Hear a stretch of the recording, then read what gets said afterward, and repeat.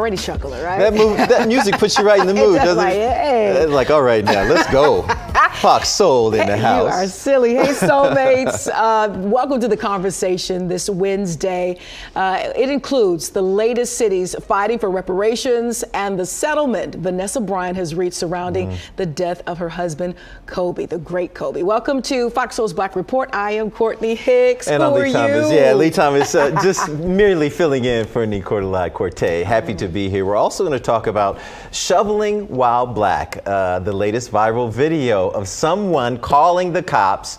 We know who. Someone calling the cops. Plus, another story about how one church stopped a robbery.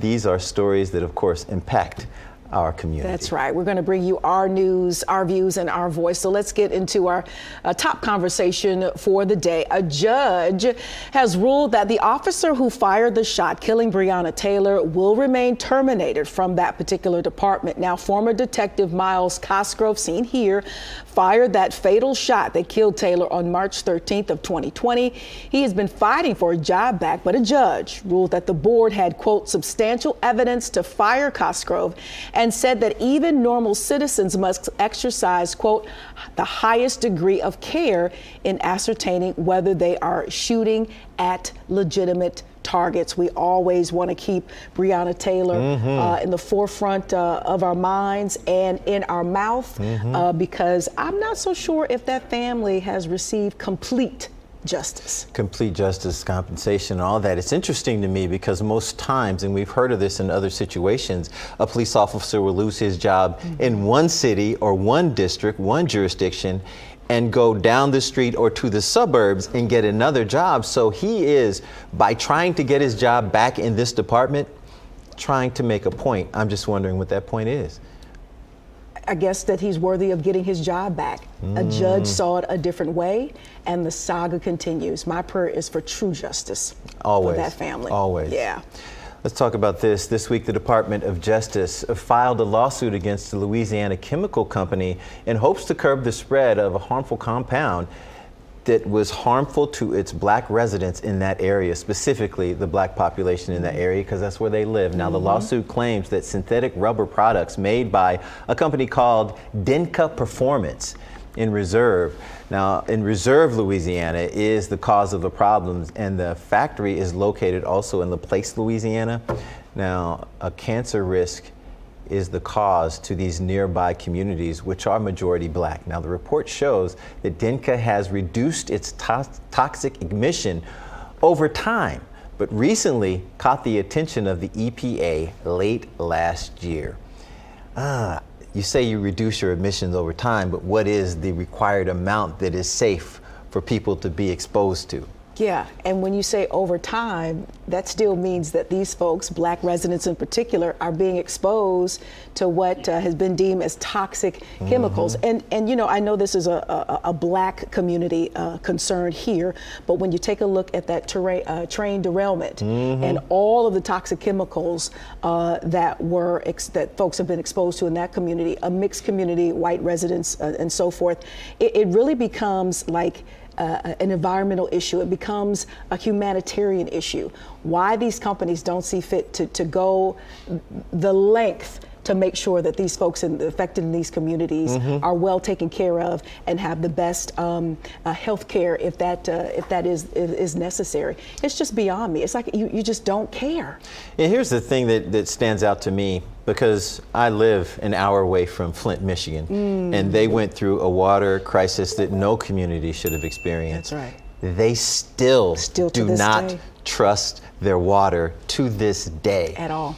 And the government came in, federal, local, city, did all the things they were supposed to do. The governor, former governor, drank a little water, then went back to his suburb. So it's just interesting that what's happening here is across the country in multiple communities, people are losing faith in the EPA and the government to keep us safe. And the damage is so deep that it's almost impossible to make good on it. People are still suffering, like you said. And I have to say one more quick thing. If they had faith in the government to begin with, let me say that, they're losing the faith again. Just put it there. That's a good point. All right, armed robbers who allegedly stormed into a Ferguson, Missouri church ended up leaving with something other than money. So, according to pastor of the All Creation Northview Holiness Family Church, the incident broke out when a man carrying 2 bags entered the church and started asking questions of the children's service director. He says 4 young men in masks then entered the church. Another member of the church later witnessed one of the men in the group drop a firearm. Instead of causing panic among his congregation, the pastor continued with the scheduled service, notified the police, and get this, had the church pray for the young men. The 4 men eventually left without any issue, yet police are still investigating this incident. Talk about the power of prayer. Yes. And the power of the Holy Spirit coming down, helping these folks out. That's a very scary situation. It really is. And for the pastor to have the wherewithal to treat it with prayer is amazing to me. And then the reaction from the 4 young men is also amazing as well. Yeah. It's one of those things where it sounds unbelievable. It does. And yet totally believable at the same time. And for this pastor to keep such composure, you know, to keep the panic down so that his congregation wouldn't panic. That's an amazing feat. Yeah. You said it best, power of prayer. I know, right? There's a new video making rounds online. This is from Rockford, Illinois. 2 black men were shoveling snow outside of their father's home when they were nice enough to shovel the sidewalk for a neighboring home or homes. Now, somebody called the cops on them. Take a look. Seriously mad because we cleaned off your sidewalk?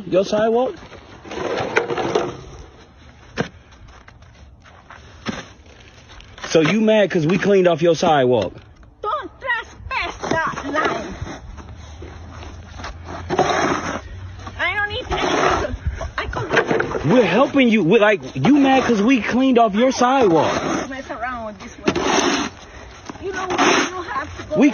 We cleaned off your sidewalk. It's public sidewalk. We cleaned it off for you. With Jelly there. Jelly and Tanya. Hey, are you that upset? What would Jesus do? Now that's a good question right there, but here's the situation. What? The police arrived. One of the officers did mention that the woman may have a mental illness. And that's why I don't put her in the Karen category, because you have to respect mental illness. Now, they also went on to say, this isn't the first time police had to come to her home for something similar. So we look at these incidents and we want to label them so quickly and put names on it so quickly when maybe that's not the actual situation. Yeah. And so that's why I like that the young man said, what would Jesus do? What and would Jesus do? would give him some grace, give her some grace, because you never know what someone's situation is. Like he extended her grace. And my first thought went to, is she that disgusted with the act of kindness from these young boys, these young brothers? Is she that disgusted? And then I thought maybe there's something a little bit wrong with her. So that nugget that you just gave, that there now that the story is playing out, that there is possibly some mental illness, it makes it make more sense. It doesn't make it right, but it makes it make a little bit more sense, and it does allow you to give a little bit more grace. Because let me tell you something, I went straight to really Karen. Here we go. Of course, and, I went there as well. I was watching it. I started to raise up emotionally a little bit. Like these babies are doing some good. Yeah. It was a public. It was of course the sidewalk, but right in front of your home, you're responsible for it. But I do believe in some cities it's deemed maybe a public sidewalk. So it was just a kind gesture all around. It was a kind gesture, and I just have to give the lady grace. So many things you could say, but when they say mental illness, they've been there before. The cops know her. Yeah. Her grace and those guys, some congrats. For doing their thing. So nicely. Doing their thing. Yeah.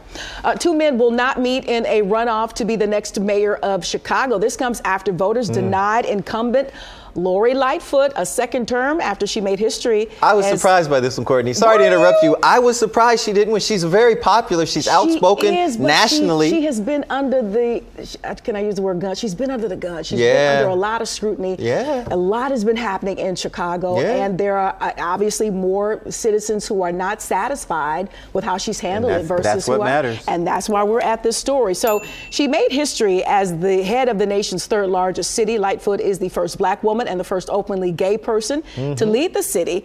She won her first term back in 2019 after promising to end decades of corruption and backroom dealing at City Hall. But here we go, Lee. Opponents blame Lightfoot for an increase in crime that occurred in the cities across the U.S. during the pandemic, and criticized her as being a divisive, overly contentious leader. Well, here's the thing. Politics is a tough route to go. It is. And when it's time for someone to try and get that seat that you have, you're going to bring up all the dirt and inconsistencies and bad things that happen to make sure people think you can do better. And maybe they can do better. Yeah. But I will say this. There was crime in Chicago before she was mayor. Record crime. Yes. And so I'm not going to sit here and blame her Chicago's situation on one person. Was it on her watch? Absolutely, it was on her watch. Did things happen during the pandemic for multiple cities? Yes. Yeah. She should have had a better campaign, period, and told people what she's going to do rather than on the defensive.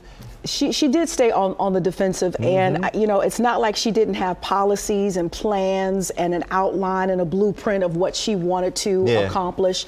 I just think it was a matter of people not agreeing of how she went about the execution or the lack of execution that brought about any progress. You know, and she was a little raw sometimes in interviews too. She was very raw and real, and she had some very raw and real social media moments. She did. She really did. She I was really like, whoa. Yeah. Let's move to the highest court of the land. Justice Ketanji Brown Jackson. I want to say her name correctly. Ketanji Brown Jackson. Now, she has written her first majority opinion in the Supreme Court. Jackson's first majority opinion came in the case involving two products sold by the money transfer company MoneyGram. Now, the opinion released this week in the dispute between two states over unclaimed money in one of the roughly half dozen cases. Now, she is expected to write by the time the court finishes its work for the summer. Usually they finish that work in late June. The 23-page decision was unanimous, though all the justices didn't join the whole opinion. I'm just happy that she's there. Good to see her doing her thing. And you'll hear a new voice, a different voice, a voice that has been absent for decades on top of decades.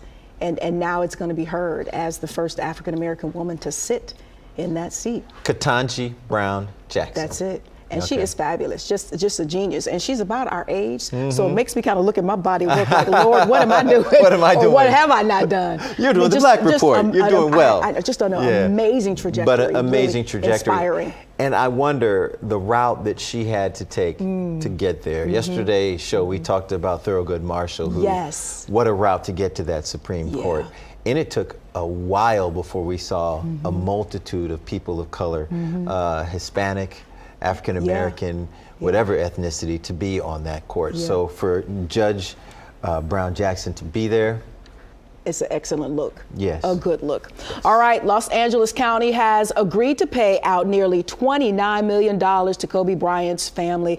Now, the settlement was filed in federal court this week. It comes 3 years after deputies shared graphic photos of the 2020 helicopter crash that killed Kobe and his daughter and 7 others. The settlement adds to the $15 million a jury had already awarded Vanessa Bryant, Kobe's late wife, and and I read a little bit into this, and what I really can appreciate about it as far as Vanessa's forward thinking, those last 2 babies are so young.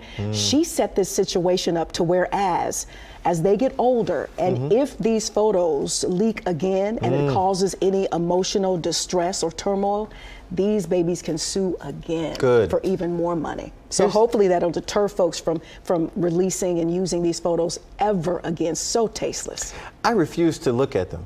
I refuse to try and even find them, and if somebody sent them to me, I did not look, because that is unbelievably disrespectful for someone working in a public capacity to take those kind of photos and then to leak them in any fashion for monetary gain, for whatever the reason you leaked them was. It's unbelievably disrespectful. So I'm glad that she won, and I'm glad she set it up that way. And this was, if I remember correctly, this was someone with a badge trying to impress a girl at a bar, showing these pictures, and it was the young lady who was disgusted by it, and I think that's how everything got started. Unbelievable. I'm glad she got what she got, and maybe may even get more. If they do it, they should. They should get more. I wish you could just wipe them so that no one can see them again, but I know once they're out there, they're out there. That's right. Yeah. The winter storms aren't letting up for many people across the country, and the snow conditions, well, it's causing headaches for travelers. Yeah, right now. Southwest Airlines has canceled nearly 500 flights today. Yikes. American Airlines, not far behind, 460 cancellations today. Now at LAX in Los Angeles, 42 flights have been canceled this morning, and about 30 flights have been delayed. Another round of snow is plummeting California's Sierra Nevada mountains on today, prompting blizzard warnings for much of that region. Now forecasters say record cold temperatures are possible as storms move through, and it seems like we're continually dealing with this really odd winter that we're dealing with, because here in Michigan, it wasn't snow, it was ice that we dealt with. And across the country, it's flooding. Yeah. It's just a multitude of things that people are dealing with. So we wish everyone well. And there are still people here in our area that still don't have power. Still don't have power. And listen, a week later, after the Southwest debacle, you know, they are goodness. always on the top of these type of stories. I feel so bad for them. Those executives have a lot of making up to do, a lot of make goods to do. And I think some of what they offered those travelers who were just, you know, their holiday plans were just obliterated over the holiday. I don't think it was enough. I think there was like some kind of maybe 1 or 2 flying vouchers or points or travel. You know, so they had a lot of making up to do. And so I know you can't control the weather, but I think they can probably control the way they handle how the weather affects their scheduling. And I'm praying for some of these airlines, because some folks are not forgiving. They are not. You can't get those plans back. You know, forget the cheap flights. People like that, because they'll go back to you if you have the best price, but you have to have the service behind it. You got to get it right. You got to get it right. All right, coming up, the serious dangers of eating disorders, especially in our community. When we come back, we'll have Dr. Michael Knight. He is here to tell us everything about keeping us healthy. You're watching Fox Soul's Black Report. I'm Lee Thomas, sitting right next to Courtney for Fox Soul's Black Report. Now, studies have shown that Black women and people of color face significant obstacles in receiving a diagnosis and treatment for eating disorders due to racial biases in our healthcare system. Yeah, and eating disorders, Lee, those providers, they may hold biases about their patients. Now, leading to a misdiagnosis or a failure to diagnose a problem at all. So cost-related barriers to care also exist for marginalized communities, making it crucial for eating disorder experts to reach out and educate providers on what eating disorders look like beyond the stereotypes. Now, this week is National Eating Disorder Week, and Black people are often left out of that conversation. But not today, not right now, and not here. Eating disorders are among the deadliest mental illnesses, affecting 9% of the total U.S. population. People of color, as you probably know, specifically African Americans, are significantly less likely to receive help or even seek help? That's right. An important discussion here. It's the science and emotion of eating disorders and methods of prevention and intervention. Dr. Michael Knight is an assistant professor at the George Washington School of Medicine and Sciences right there in D.C. and practicing MD in internal medicine and obesity. We want to welcome you to FOXSOUL's Black Report. Thank you. All right, looking good, doctor. Thank you. Yeah, indeed. I was going to say, Doc, handle your business. It's good. First of all, it's good to see you. Yeah, it is. Yeah. It is. All right, doctor, let's talk about the common types of eating disorders. I know we might hear a lot about anorexia, but there's a myriad of eating disorders, yes? Yes, of course. And what people don't realize is that up to 28 million Americans in their lifetime will have an eating disorder. It's very more common than we believe, though it often shows up in young adults and young people, and mostly women more than men. As you've outlined, it could affect anyone from any socioeconomic, racial, or ethnic group. Yes, we hear about anorexia, which is one of the most common conditions. And in that condition is when someone really gets into a stage of being underweight, having less weight than is healthy, and in their mind believes that they're actually overweight, and thus restrict their eating to a significant way that it starts affecting their health. Now, Doc, let's talk about some of the characteristics of an eating disorder. What can we look for? Because sometimes people are very good at masking some of the characteristics. Yeah, so one of the things we have to understand is that there's a mental health component. So oftentimes someone who is prone to anxiety, depression, is going to be at increased risk for this. Some of the symptoms or signs is a preoccupation with food and the appearance to a level that's a little bit abnormal, that it starts affecting their day-to-day life. Another common eating disorder is bulimia, where someone eats a large amount of food and then immediately or very shortly after will vomit it up because they have guilt that they've eaten too much. And so someone who is leaving the table after a meal and going to the bathroom, someone who is changing their lifestyle to keep up with this behavior. Those are some of the signs that we can start picking up. One of the key points is that you don't always have to be underweight to have an eating disorder. Another disorder that's common is binge eating disorder, and that's eating very large amounts of food but not throwing it up. So that individual may actually be overweight or living with obesity. And so it's something that we don't talk about. We know that there's stigma in our community, but also stigma in the healthcare profession that is a lack of recognizing these conditions in our community. Yeah, so Doctor, you just talked about the characteristics, you just talked about the factors. Talk a little bit about, because for me it's a little confusing because it's categorized as a mental issue. Of course, that's affecting the physical. Getting a little bit into your treatment, how do you go about, do you address the mental first and then the physical, or do you have to, get the patient to a proper physical state in order to treat the mental? How does that work? Yeah, so number one, we have to make sure that the physical state is stable, right? Because in some of these serious conditions, someone's health can be in jeopardy to the extent of even death and hospitalization. Right. So first of all, we have to make sure that you're getting enough nutrition, that your body is functioning. And then we have to address the mental health component. One of the most effective treatment aspects for eating disorders is psychotherapy. So meeting with a therapist, a psychologist, someone who is trained in this area, cognitive behavioral therapy, which allows us to have interventions and strategies to deal with what someone is thinking that's leading to this type of behavior. Doctor, food is so much a part of the African American community, feeding someone, eating food, and a lot of times when you have some kind of disorder, it's hard to diagnose. How often do you see African Americans at your practice, and what do you say to people if you think more than the patient itself, the family member that wants to help the patient, is there some kind of outreach that can get that person the kind of help they need to talk to the family member to get them to you? Yeah, one of the most important things here and the common things is that often people are in denial. that there isn't a problem.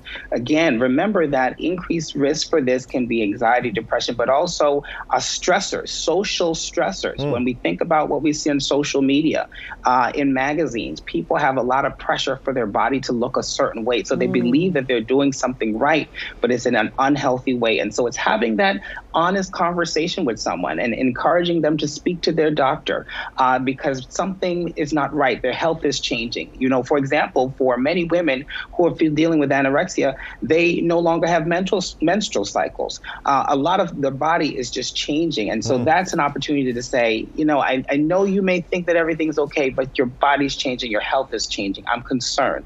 Why don't we talk to your doctor about it and see if there's an opportunity to address an underlying issue that we may not recognize at this time. Yeah, we've got about a minute and a half left, Dr. Knight. You mentioned social media. That's a whole nother element that, doctors may not have had to, didn't deal with, a couple of generations ago because it was non-existent.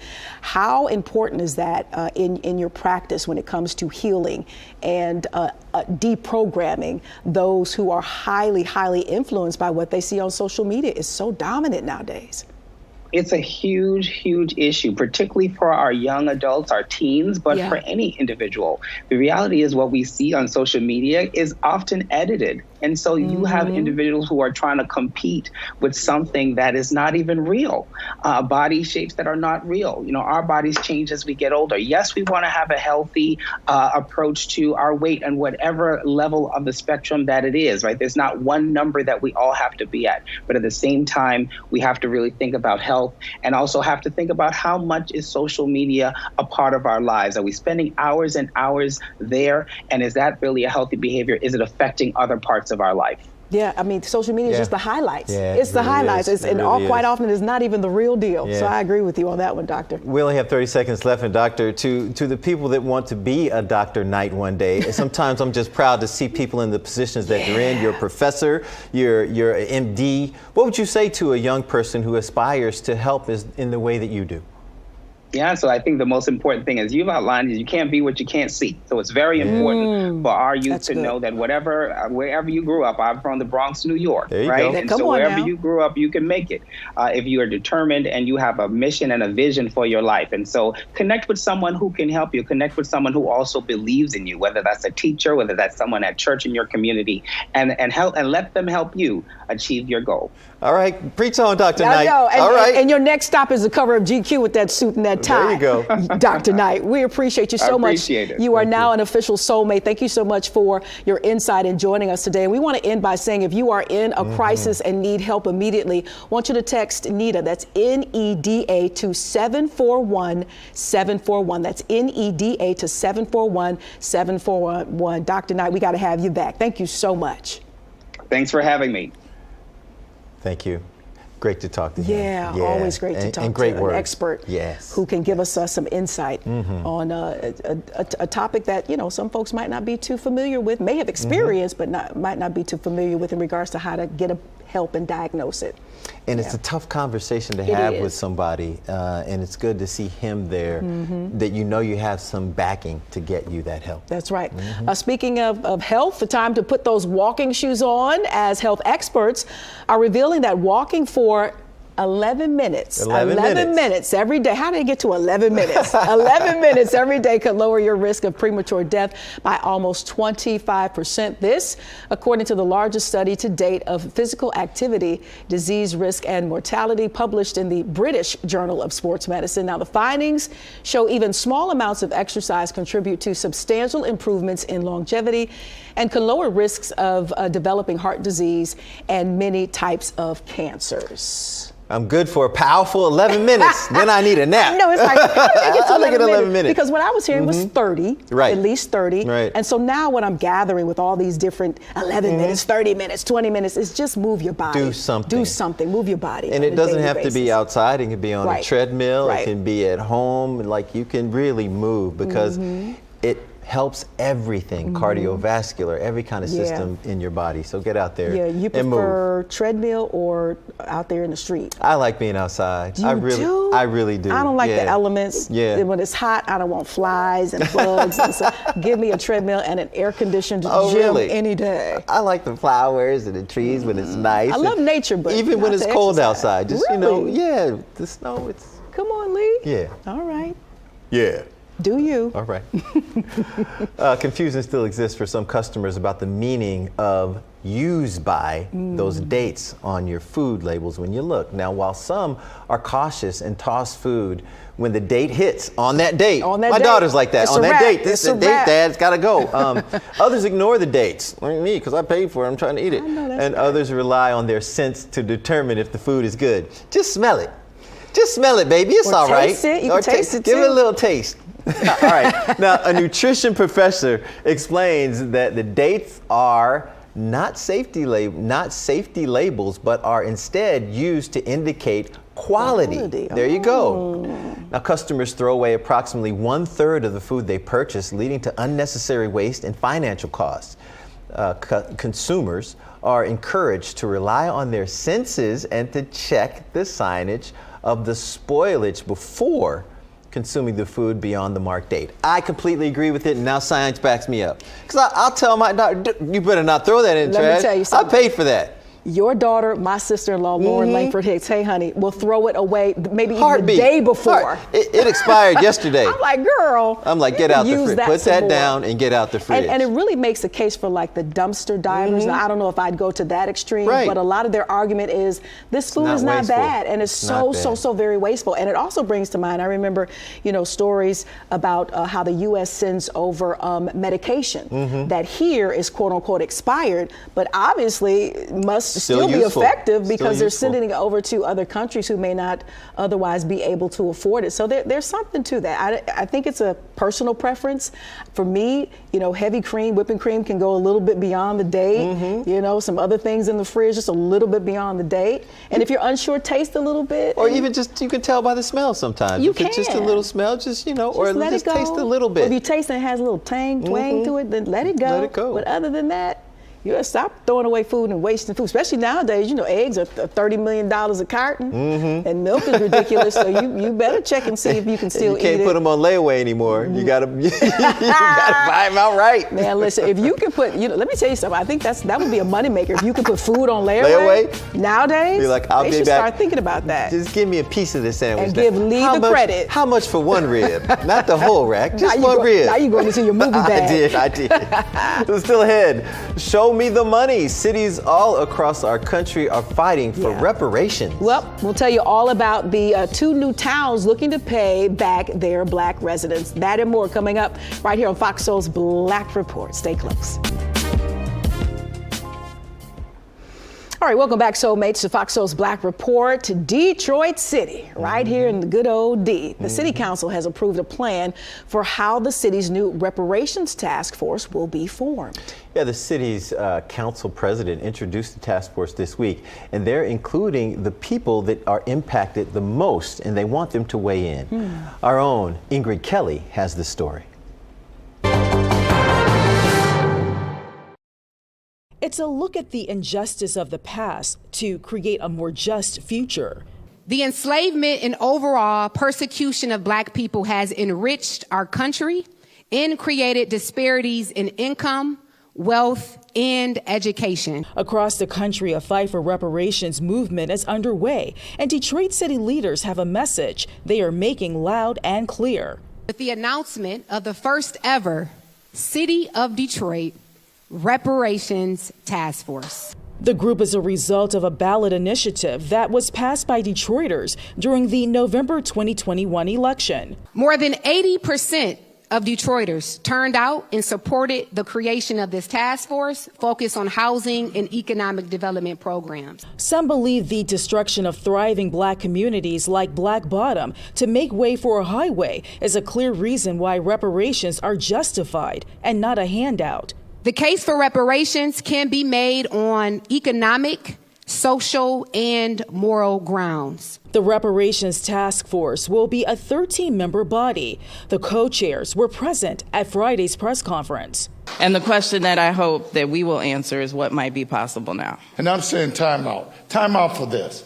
We got a chance to make Detroit work for us. The task force meetings will be open to the public and residents can make their voices heard, so task force members can come up with proposals. It will just go through the normal process of proposing to council. We will evaluate. Of course, there will probably also have to be some type of budget amendment to fund what that proposal is, but we're going to be looking at everything that we can that comes out of this particular task force. In Southfield, Ingrid Kelly, Fox 2 News.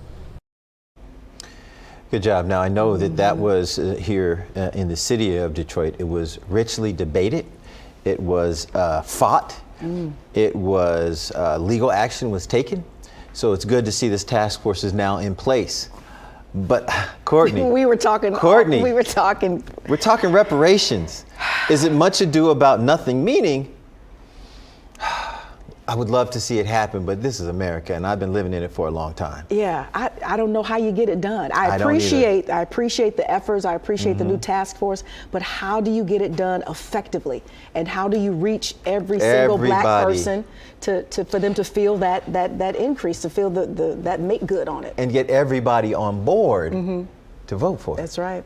Let's go to D.C., where council members introduced new legislation that aims to study reparation proposals for black residents directly wronged by slavery and institutional racism. Council member Kenyon McDuffie introduced the Reparations Foundation Fund and Task Force Establishment Act of 2023, along with 9 other council members. Now, the bill says the typical white household in D.C. has a net worth that is 81 times greater than the typical black household. McDuffie writes that the legislation seeks to address centuries of government-sanctioned policies and practices that exploited black people, and it will take the government-sanctioned action to atone. So, as we continue with this conversation, how do you get it done? How does it reach everyone effectively? How do you effectively execute reparations? It is such a huge undertaking with so many deep roots, and it's going to bring up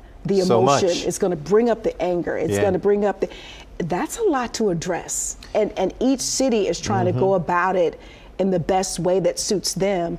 But maybe there just needs to be a little bit more uniformity so folks can come together in a bigger effort to maybe get this done. And maybe all these cities and governors or mayors can come together and make it happen. I will say this, though, because I have doubts. I doubted that I would ever see an African-American president in my lifetime. And we saw him. And it happened. So this can be done as well. I agree. I just like to see how. There you go. Just like to see how. Now let's head to the motherland, where Nigeria has elected a new president. Former Lagos Governor Bola Tinubu has been declared the winner of Nigeria's presidential election. Tinubu is one of Nigeria's richest politicians and based his campaign on his record of rebuilding the biggest city, Lagos, when he was governor. The 70-year-old veteran politician got 37% of the vote. Official results show that. His main rival polled at 29%, and another rival opponent polled at 25%. So congrats to him. 70-year politician. Wow. That's a rich history working for his country. Very rich. We'll keep our eye on that one. Let's head to some HBCU news.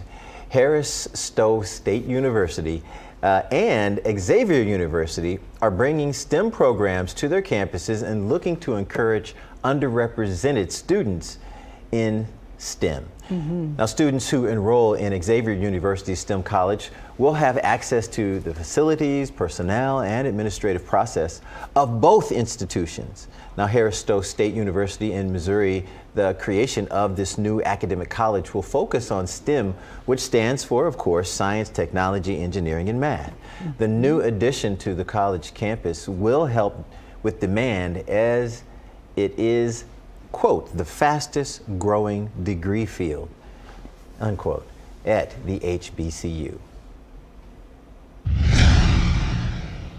All right, so let's get into a little Black history. First up, 1780, Pennsylvania becomes the first state to abolish slavery. Yeah, in 1960, Pope John elevated Bishop Lauren Rugambwa. I think you did that well. Did I do right. Rugambwa? Mm-hmm. Lauren Rugambwa to the College of Cardinals, making him the first Black cardinal in the modern era. And let's go to 2002, where Miss District of Columbia Shantae Hinton is crowned Miss USA, becoming the third Black woman to do so. Now today, leading Black journalist Don Lemon turns 57. That's a young 57. It is. Happy birthday, Don. And Sir Harry Belafonte, one of Jamaica's favorite sons, who became the most popular, one of the most popular vocalists of his time. He's also an actor and a civil rights advocate. He is turning a young 96 today. Daylight come, and we won't go home. I love him. Up next, could the queen of daytime TV, is she still considered the queen? Could she be making a return, Lee Thomas? We're talking about Wendy Williams. We'll talk about what she is saying about coming back to television and more celebrity headlines when we return.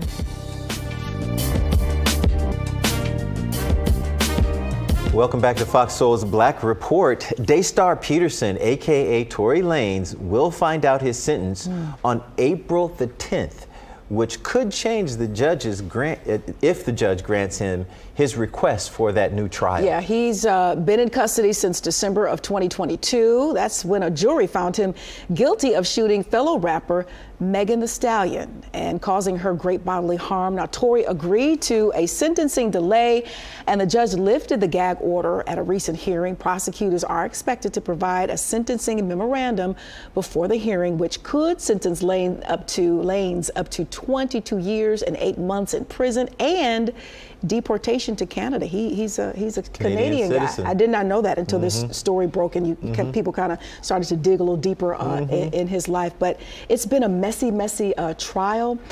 His family is still pushing, for his innocence and appealing. And I think it just depends on how big a fan you are, maybe, if you're not basing it on facts, whose side you're on. On social media, it became this huge divide. It really did. You had folks of Tory saying, hey, he's been wrongly accused. You had folks saying Megan was, hurt and abused and taken advantage of. So it became nasty.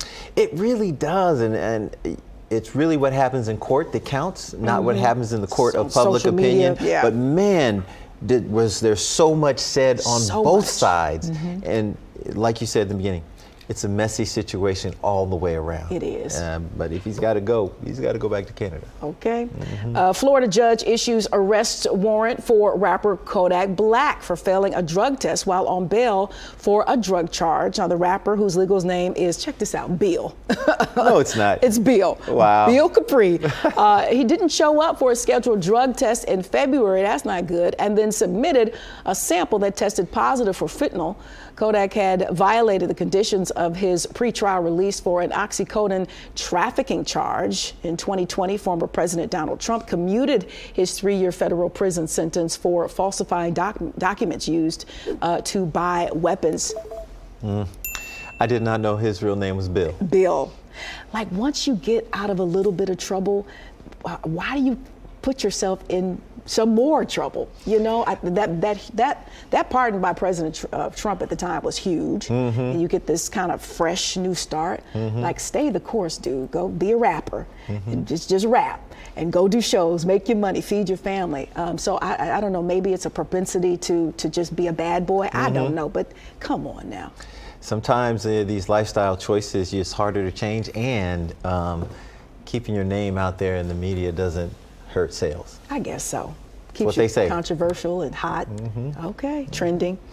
Let's talk about a media personality that wants to get back in the limelight. Wendy Williams has announced she is ready for her return to television. The 57-year-old, who recently retired, is reportedly considering taking her famous Hot Topics segment to ABC's The View. Now, in a conversation with paparazzi while running errands in New York, this is where she said it, outside of a bodega in New York while she's running around, okay?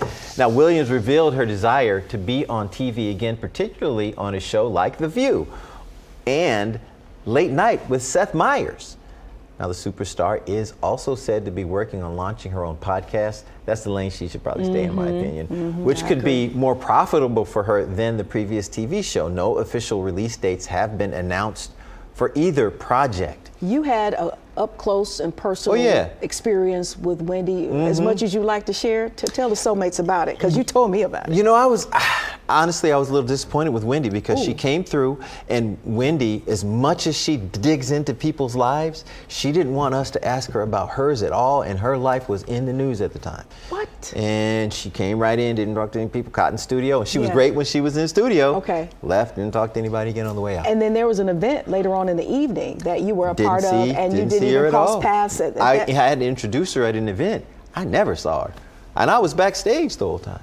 So being in the limelight is something that becomes addicting, but I don't know if it's healthy specifically for her. And this is a 360 moment. Right now, she needs folks like us. She needs her fans to help. And if she got a podcast, she could do it from home and people would listen. I would listen. I would too. Is she going to get guests on there?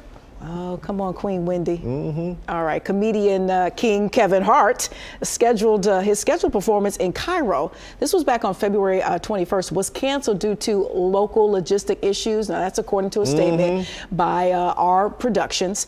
Now, what really happened, Courtney? However, what had happened was, there you go. Some speculate that the cancellation was related to Hart's alleged comments that Egyptians were black. Hart faced backlash on social media for supposedly saying, quote, "We must teach our children the true history of black Africans when they were kings in Egypt and not just the era of slavery that is cemented by education in America." Now, do you remember the time when we were kings, that particular documentary? Now, although there is no concrete evidence that Hart made this statement, the hashtag cancel Kevin Hart was trending on Twitter in Egypt prior to the show. Remember when we were kings, documented a lot. Now, I'll make this quick. My thoughts on black and white, those specific words are American. In other countries, people say I'm Nigerian, I am Egyptian, I am Italian, I am Irish. We defined it as black and white, and some other countries do by color, but we're truly an ethnicity. We're African Americans, and you just can't throw the black label around the world and people won't accept it, even if their skin is dark. And when you think of colorism, I think a lot of folks in Africa and the Caribbean, part Caribbean, have been conditioned to feel as though lighter is better. And so that might have something to do with the denial that you're black or of color. Absolutely. All righty. All right, let's talk about Beyonce, shall we? You feel a certain way about her? I love Beyonce. Oh, good. You ain't gonna have a beehive coming after me. Don't ask me no questions like that. I love Beyonce as well. I mean, I'm cool with it. Beyonce's highly anticipated Renaissance tour has left fans scrambling to get their hands on tickets. I don't need any. Ticketmaster verified fans program is causing chaos among fans trying to secure tickets. Now, fans have had to register ahead of time and wait for access codes, causing anxiety, frustration, and honestly, anger. I added the anger part, it's not in the prompter, but it is anger because I talked to somebody who wants some tickets. Well, the fans did not receive codes and had to restore by buying from resellers at very inflated prices. Now, some fans even opted to travel overseas for more reliable ticketing process. Attorney Jennifer Kinder has taken on the issue and has federal hearings with Ticketmaster scheduled for March the 27th. Let me just say this. I love Beyonce. She's great at what she does. But man, getting those tickets is a thing. It's really become a thing where people are calling each other and saying, you try here, I try here, get on this list over here.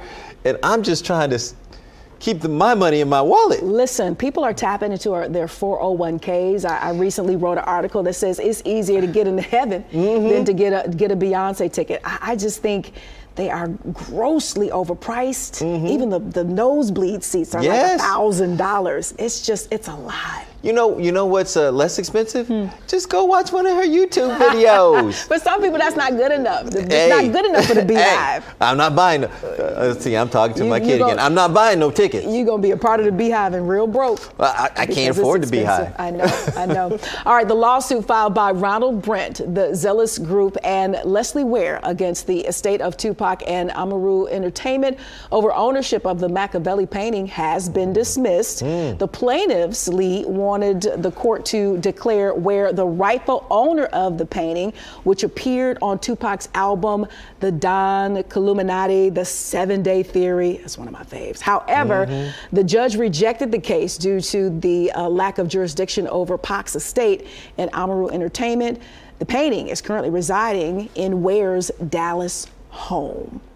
Tupac is one of those artists that just, the news and his legacy will just never ever go away. Kind of like Whitney. Not. It's almost like they're still here. We know physically they're not with us, but because their impact and their footprint was so heavy, they remain top of mind and in news stories. And to me, how are they still fighting over estate?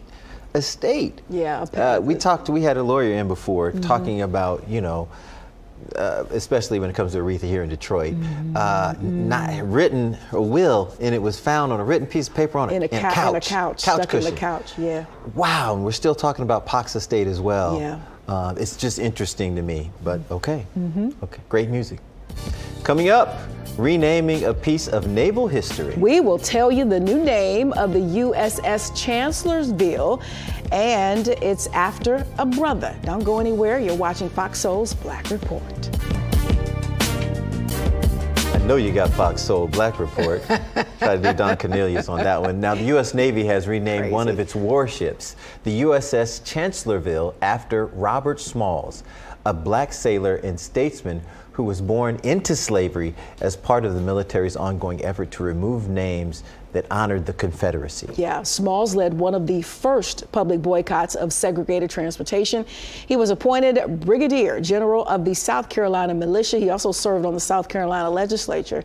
This was after the Civil War. He also went on to serve 5 terms as a member of the U.S. House of Representatives. This was back, Lee, in the 1800s. Yeah. He was getting it in. Smalls was big. That's right. Yeah, good job. The Naming Commission examined over 750 bases, facilities, and buildings to see if the commemoration of the Confederacy was resulting in the decision to rename that ship, among other things in the military. That's right. Now, the USS Robert Smalls, I like that, is currently deployed in Japan. Wow. I'm a military brat. My father, an officer in the Army. I was born on a military base. I have the utmost respect for those bases, and I also have the utmost respect for the people that efforted those changes.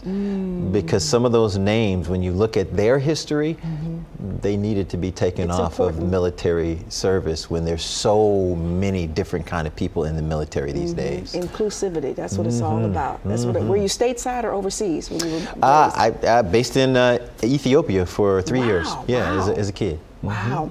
All right, listen, for the rundown on today's stories and more, you can access Fox Soul's video on demand on any of our partners. You can even access past shows and other Black-centered content. Don't forget to download the Fox Soul app. Lee Thomas, thank you so much. We appreciate you, brother. I need Cordelai's back tomorrow. Thank you for having me. I'm Courtney Hicks. Thanks for watching. You're watching Fox Soul's Black Report. We appreciate you.